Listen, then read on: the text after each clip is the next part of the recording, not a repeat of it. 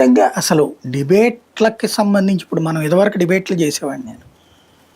ఆ అవును. డిబేట్లు ఎందుకు ఆపేశాను అంటే కంట్రోల్ ఉండట్లేదు మనకి. అక్కడ అవును. డిబేట్ చేసేటప్పుడు ఒకప్పుడు ఎట్లా ఉండేదంటే ఆ నాయకుడికి ముందుగా టాపిక్ చెప్తాము. ఆ నాయకుడు ప్రిపేర్ అయ్యి విత్ డేటా రావాలి. ఆ డేటాతో అవును. వచ్చినప్పుడు పర్ఫెక్ట్‌గా ఒక ఆర్గ్యుమెంట్ ఎస్టాబ్లిష్ అయ్యేది. ఆంధ్ర, తెలంగాణ ఇష్యూస్ క్రియేట్ అయినప్పుడైనా, లేకపోతే గనక అంతకుముందు ఎన్నికలైనా, ఇవన్నీ కూడా ఒక సిస్టమ్‌లో నడిపాం మనం. అంటే యెస్. కరెక్ట్‌గా ఒకళ్ళు ఒక వాదన తీసుకొస్తే దానికి సమాధానం రెండో వాళ్ళ దగ్గర ఉండాలి. ఇందులో ఈ హ్మ్. ఆర్గ్యుమెంట్ కన్విన్సింగ్‌గా ఉండాలి ఎవరికి వాళ్ళు. ఈ హ్మ్. కన్విన్స్ చేసేటటువంటి ప్రయత్నమే సక్సెస్ అవ్వాలి.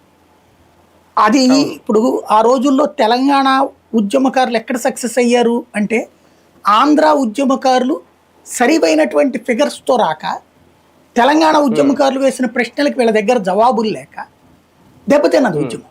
సమైక్యాంధ్ర ఉద్యమం దెబ్బతిన్నది అవును. అట్లాగే. అంటే హ్మ్. కన్విన్సింగ్‌గా పబ్లిక్‌ని మనం చెప్పగలగాలి మనం చెప్పే వాదన. వాళ్ళు హ్మ్. చెప్తోంది తప్పు. వాళ్ళు ఆంధ్ర ఎవరిని దోచుకుపోలేదు అని ఒక్కంటే కుదరదు. హ్మ్. ఎలాగా అక్కడ అసలు హైదరాబాద్‌లో ఏం జరుగుతోంది? ఎలా? హ్మ్. హ్మ్. అందులో అసలు దోపిడీ ఏంటి? ఇది డిబేట్ చేయలేకపోయారు. హ్మ్. హ్మ్. ఆంధ్ర నాయకుల ఫెయిల్యూర్, తెలంగాణ నాయకులకి సక్సెస్ అయింది. అంటే హ్మ్. అదే రాష్ట్ర విభజనకు కారణం. ఎప్పుడైనా సరే హ్మ్. ఆర్గ్యుమెంట్‌లో ఆ విధ